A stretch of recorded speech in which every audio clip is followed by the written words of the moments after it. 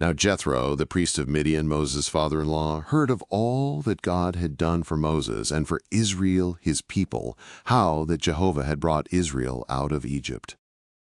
And Jethro, Moses' father-in-law, took Zipporah, Moses' wife, after he had sent her away, and her 2 sons, of whom the name of the one was Gershom, for he said, I have been a sojourner in a foreign land. And the name of the other was Eliezer, for he said, The God of my father was my help, and delivered me from the sword of Pharaoh. And Jethro, Moses' father-in-law, came with his sons and his wife unto Moses into the wilderness where he was encamped at the mount of God. And he said unto Moses, I, thy father-in-law Jethro, am come unto thee, and thy wife, and her 2 sons with her. Then Moses went out to meet his father-in-law, and did obeisance, and kissed him. And they asked each other of their welfare, and they came into the tent. And Moses told his father-in-law all that Jehovah had done unto Pharaoh and to the Egyptians for Israel's sake, all the travail that had come upon them by the way, and how Jehovah delivered them. And Jethro rejoiced for all the goodness which Jehovah had done to Israel, in that he had delivered them out of the hand of the Egyptians.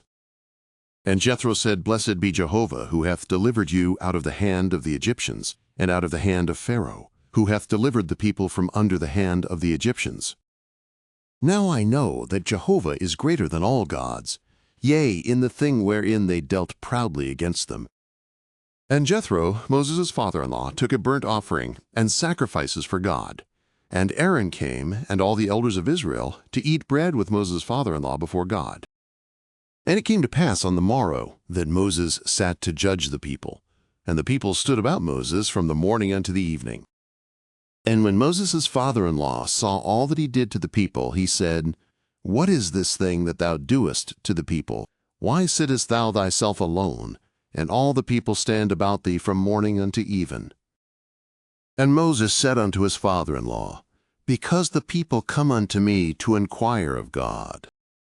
When they have a matter, they come unto me, and I judge between a man and his neighbor, and I make them know the statutes of God and his laws. And Moses' father-in-law said unto him, The thing that thou doest is not good.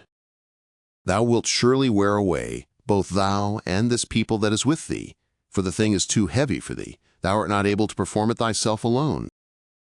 Hearken now unto my voice. I will give thee counsel, and God be with thee. Be thou for the people to Godward, and bring thou the causes unto God.